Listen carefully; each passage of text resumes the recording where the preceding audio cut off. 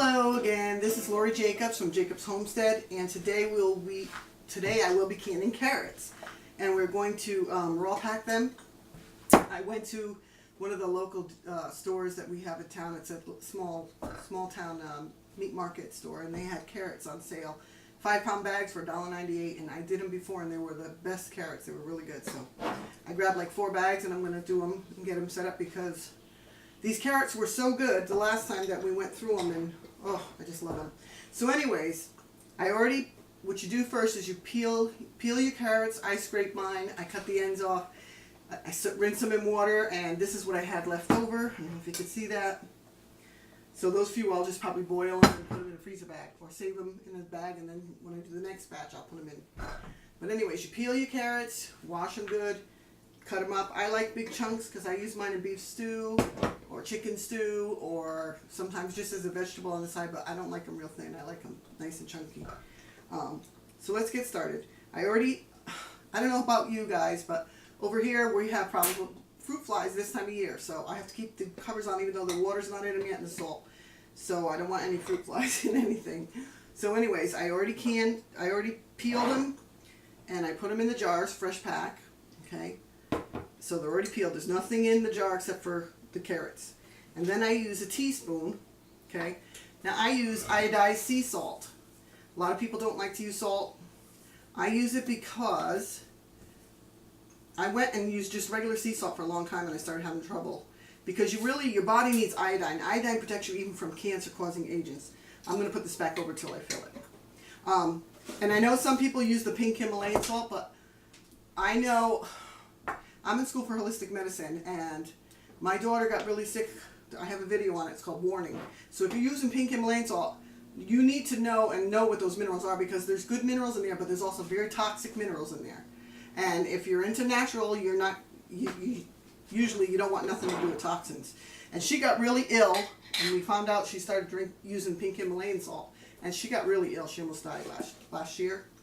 And then I had a friend that had the same issue, and she almost died, and she started the Himalayan salt.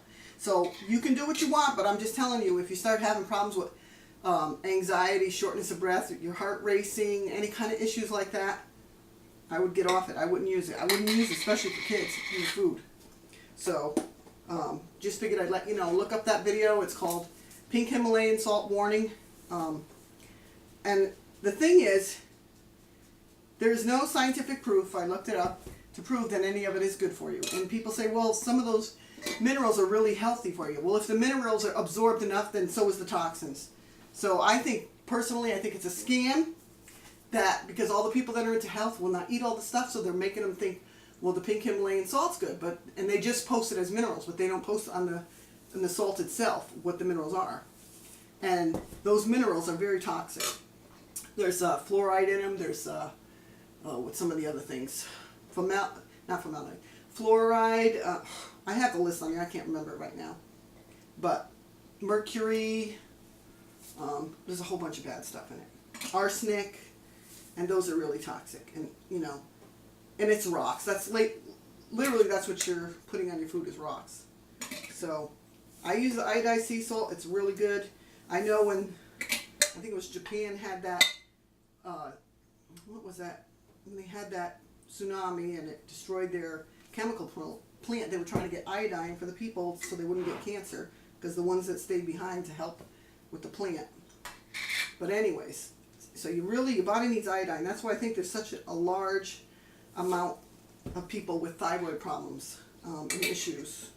So, but if you have an underactive thyroid, then you don't want the extra iodine. That means you're getting too much, probably from whatever. So anyways, okay, so right now I'm going to fill this. I have well water, so I have really good well water. And I also have a filter, so I'm just going to fill these jars with cold water. Okay.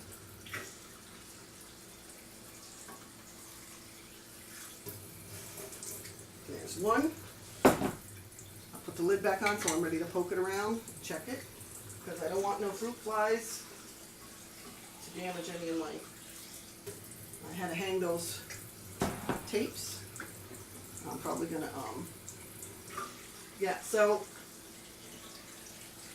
these carrots are really Really good. And whenever I find a good deal like that, I can, because I remember when I did the one bag last time. Okay, it's a 5-pound bag.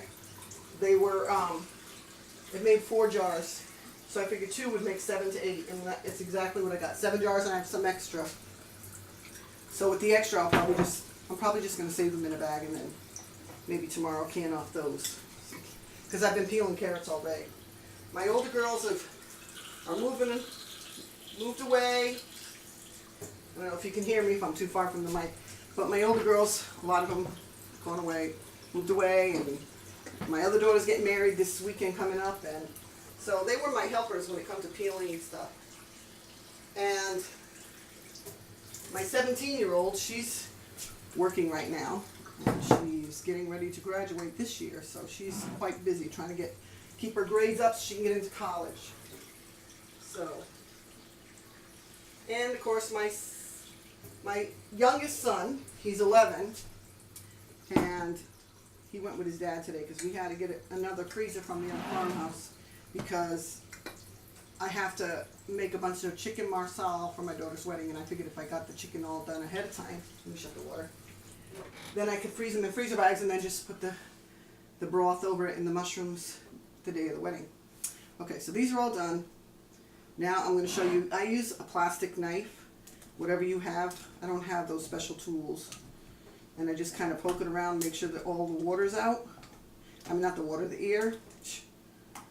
You see, wait till you get old, unless you're already old. And then I use a paper towel. I wipe around the top, make sure there's no broken jars. Most of my jars are fairly new.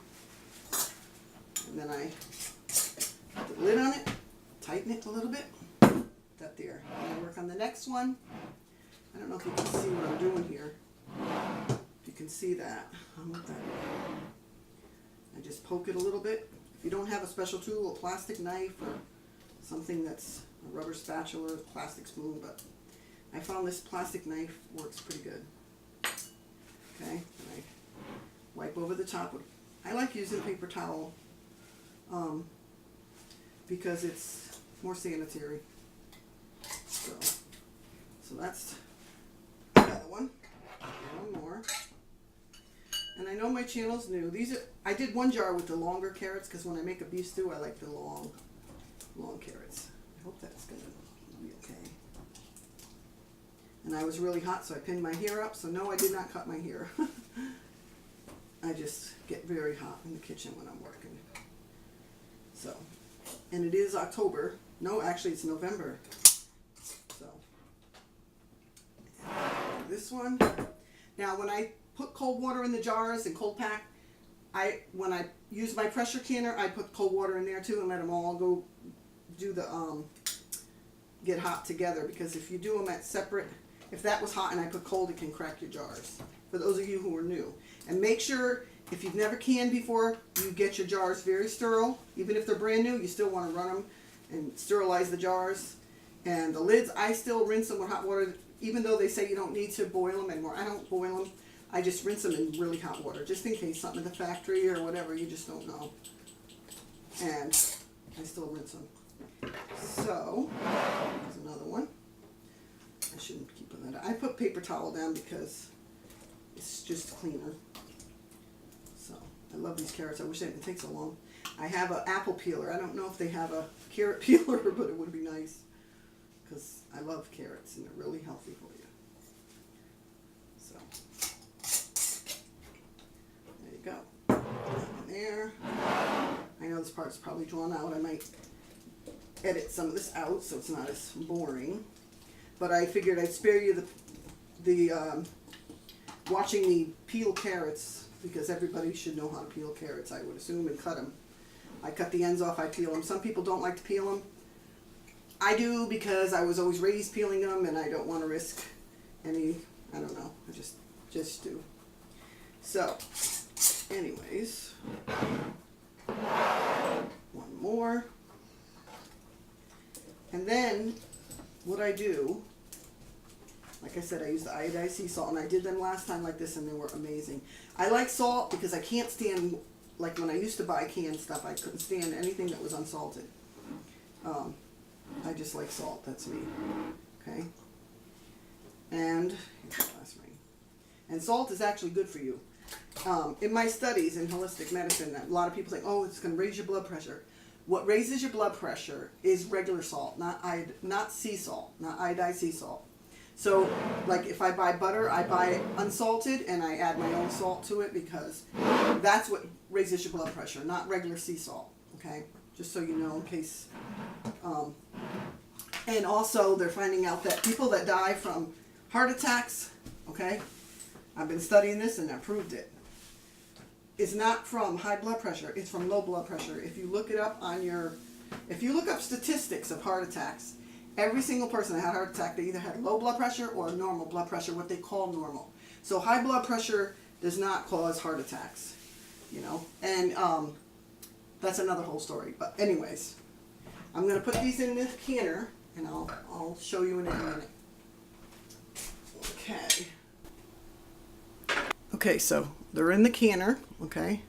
This is a pressure canner that I have, and I'll show you what I do next.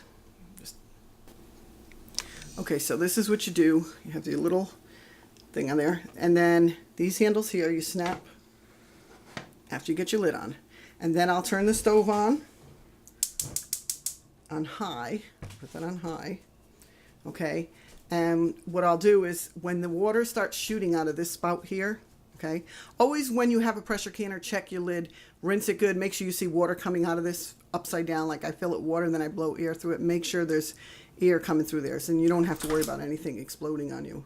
But if this gets clogged, this piece here, that's when you can have problems, okay? So this is going to be left here. When I hear this blowing, I'll check it, and I'll let this blow for like 10 minutes of steam, and then I will put, let's see, this little weight on it, and I'll let it, when it gets to the jiggling point, then I'll do it for 30 minutes, and then I shut my stove off and let it just cool down by itself.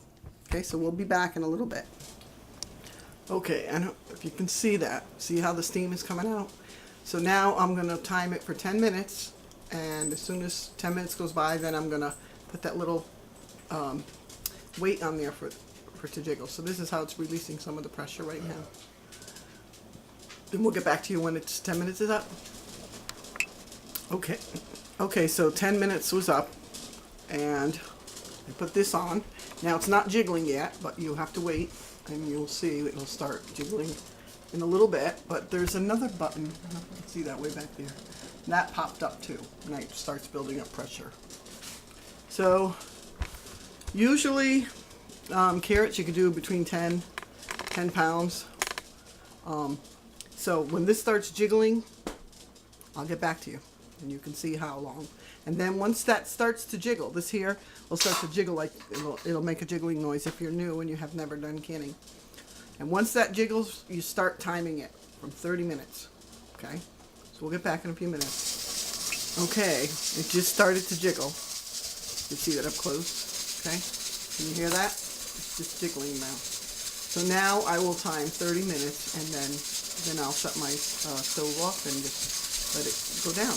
Okay, so that's what it looks like. When you hear that, it's time to start your timing. Okay, this is how they came out. Our power just went out because we had a lot of windstorm. So fortunately I had some candles, and we just brought our solar panels back from our other house camp anyways. So I guess tomorrow, if the power's still not on, we'll be doing this. So anyways, and I'll show you something else what we have. Now if you can see these little light switches that I bought with they work pretty good for emergency. Well, maybe if I get back for it. How you see is it. But there's the little light switches that you use. So okay, so the power came back on, so I figured I'd show you what they look like. And these are my finished carrots. Okay? Thanks, and have a blessed day. Well, if you like this video, give us a thumbs up, subscribe to my channel, and have a blessed day. And thank you for watching.